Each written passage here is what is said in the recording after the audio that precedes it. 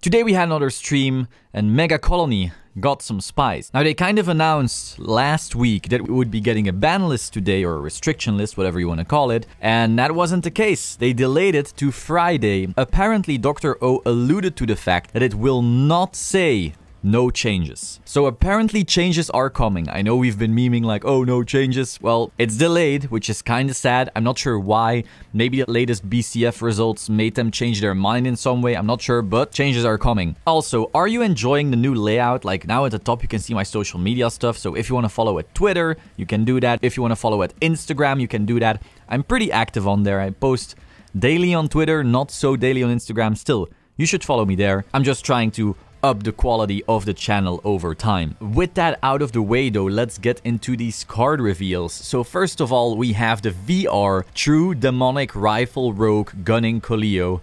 Wow, that's a mouthful. Auto on V, when placed, this unit gets power plus 5k and a drive until end of turn. Then put the top card of your opponent's deck into the drop zone. And if it is a grade 3 or greater, this unit gets power plus 10k and a drive. So no matter what, you have triple drive. And then depending on RNG, you will randomly turn into a big old quad drive. Quite some decks are running high grade 3 counts right now. Thinking of something like a Grand Blue, like a Bermuda. So that's pretty funny. Still, it's not a huge chance. So I'm not sure if the second part of the effect is all that amazing. Obviously, if you get the high roll, you're gonna have a really good time. But if you don't, well, you're still getting extra drive, right? Now, its second skill, Act on V once per turn, costs Soul Blast 1 grade 3. So this locked behind, well, your reride, which is kind of iffy considering this format is getting faster and faster and faster. It says put a top card of your opponent's deck into the drop zone and your opponent cannot call the same grade as that card from his or her hand until end of turn. Now, because decks run grade 0 mostly,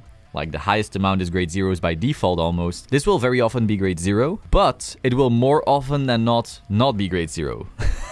So it makes sense, right? You're running about 17 grade 0s. You are running 33 non-grade 0s. About 1 in 3, it will be a grade 0, but 2 out of 3, you're gonna have something worse. Grade 1 being like the lesser of 2 evils, but if it's a 2 or a 3, you're like, whatever. So I'm not really sure how great that second skill is unless other stuff starts stacking. Now, obviously, if you hit grade 0, that's the nut though. Imagine rewriting this.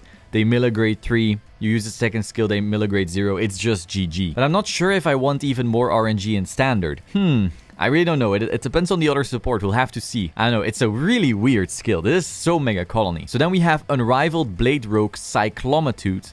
Grade 3 triple R. When it attacks the Vanguard, on VNR by the way, cost Counterblast 1 and Soul Blast 1. This unit gets power plus 10k. Then put the top card of your opponent's deck into the drop zone, and if it is a grade 1 or greater, this unit gets critical plus 1. So again, random, but then it also says when rode upon, your opponent chooses a card from his or her hand, discards it, and one of your Vanguards gets power plus 5k for each of that card's grade. So your opponent gets control over this, but they automatically have to discard. So it is a kind of like break ride without a limit break skill. But is that second skill good? Now, when they discard a grade 0, they are throwing away better shield. And then you don't get power. And if they throw away a grade 3, then they are throwing away a worthless shield, but you're getting more power. So I guess in a way it scales well, but it's not the most impactful skill. Now, of course, when stacked on top of all the other stuff they are getting, maybe this can be impactful. Maybe the point of Megacolony is going to be where every single card does something slightly annoying, and then stacked on top, you're just going to be very annoyed playing against it. And then Hiding Killer Leaf, grade 2, or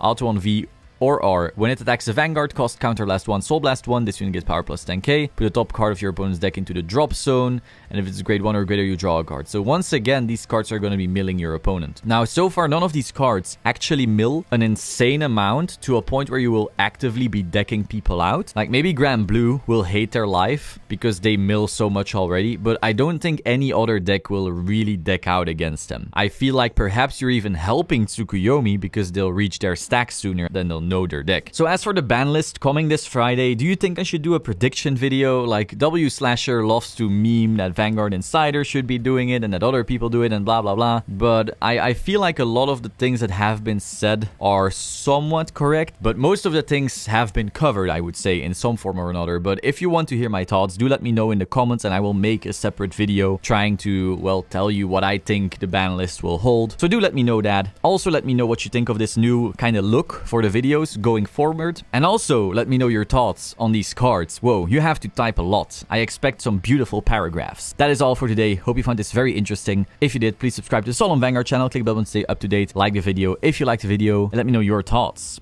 I will see you soon. Ciao.